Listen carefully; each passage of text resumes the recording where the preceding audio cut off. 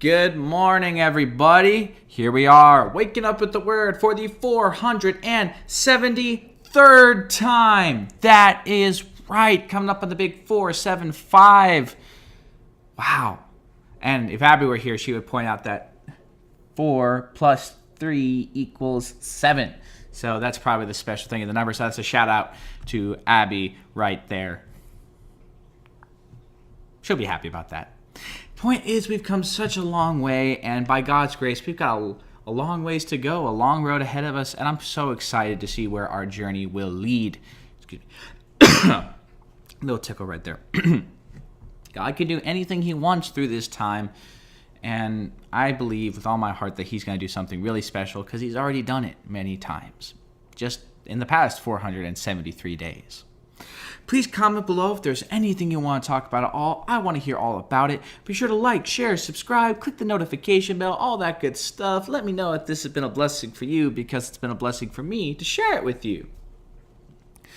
Lots of great stuff happening in the Word of God today, as always.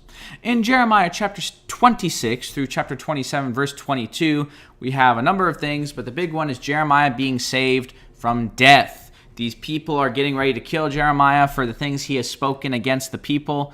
And, the way he gets out of it is he makes it clear the Lord sent him. The Lord speaks through him, and this saves him. They understand this. They don't like it, but they get it, that Jeremiah is a prophet. The Lord has spoken through him, and they respect that. They have to respect that. So Jeremiah is saved from death. And in 2 Thessalonians chapter 3, verses 1 through 18, we have a warning against idleness. Paul is warning the Thessalonians to be active, to not be sedentary believers, if you will. And this applies to all of us. It's really easy to kind of get into a rhythm, to kind of lose sight of striving for the Lord, of doing more, of achieving for him. And we don't want to let that happen. We don't want to be idle. We want to make sure we are doing what God has called us to do always. Good stuff. And in Proverbs 25, verse 16, we have some really good advice. Don't eat too much honey or you'll vomit. And you probably recognize this as the classic bit of sage wisdom. Too much of a good thing is a bad thing. And this is the originator of that. So the idea is that even something as wonderful for some people, I personally don't like honey that much, but that's just a personal preference. With something as wonderful for many people as honey is, if you have too much of it, it's still going to upset your stomach. You're still going to have a negative reaction. So you might have something you really enjoy, something you love, but if it becomes your main focus, if you get distracted, if you have too much of it, it's going to end up being a bad thing. So watch out for that addiction level of something. Good stuff. But today we are going to be in Psalm chapter 85, verses 12 through 13. It's a psalm about asking God for his favor. It's specific. I'm going to talk about the specific context. It has a context, but I still think it very much applies to us today. So please join me in Psalm 85, verses 12 through 13. Yes, the Lord will give what is good, and our land will yield its increase. Righteousness will go before him, and shall make his footsteps our pathway. I just love certain statements like that, like statements of certainty, of promise, of sure hope. And it just always lightens my day. It always brightens everything up for me spiritually. So let's talk about it. So as I was saying, for the sake of context, which I always want to do my best to provide, this psalm is a prayer for God to restore his favor to the land of his chosen people, Israel. This is a specific topic written at a specific time for a specific group, covering the people, the children of Israel. But I believe there is still an important truth to be found here for all those who believe in all generations.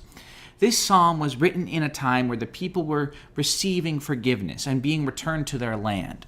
The people were being revived in their faithfulness to the Lord. But the psalmist makes it clear that not everything was back to normal quite yet. The Lord's anger still remained, and his goodness towards the people was not yet fully restored.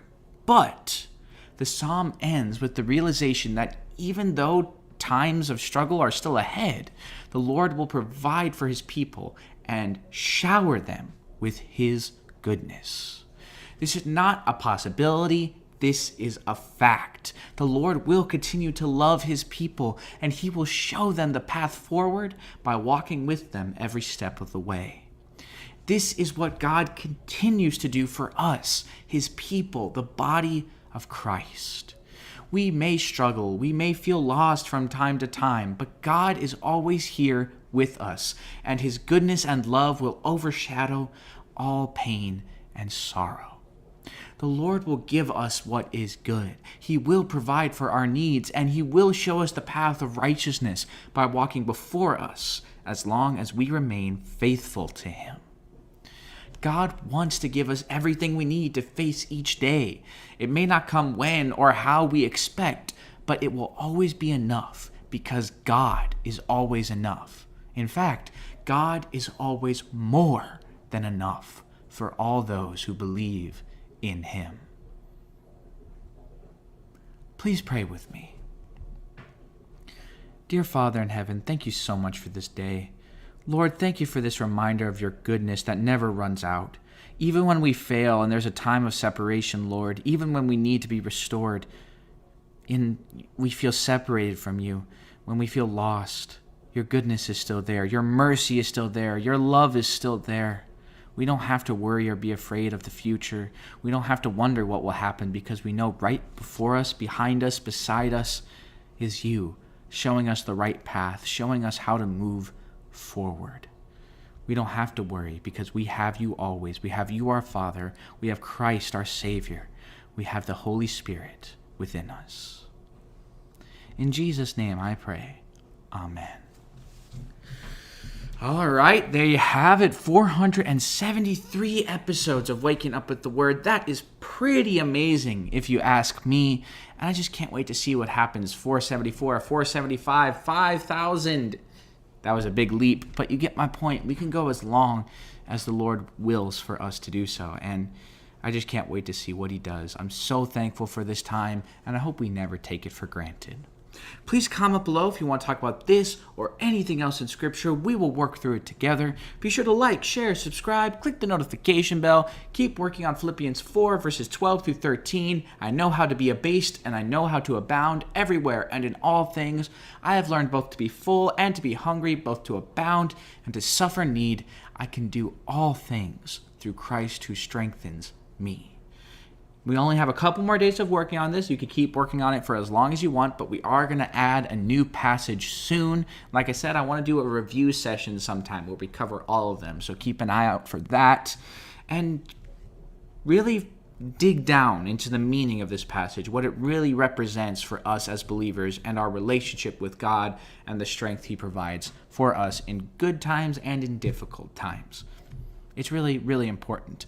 And tomorrow is Sunday. So wherever you are, I hope you will choose to be in fellowship. You could join us at Praise Community Church. We are in the Covina area. Our service starts at 10:15 a.m. I hope you will choose to be with us if you're nearby. But if you aren't, or if you just can't make it, we have our live stream. I leave a link to our Facebook page below where you can watch us live. You can watch us time shifted whenever you're available. You can choose to join us. But wherever you are, I hope you will choose to not forsake the assembling of ourselves together this Sunday. God bless you all and have a blessed and wonderful day.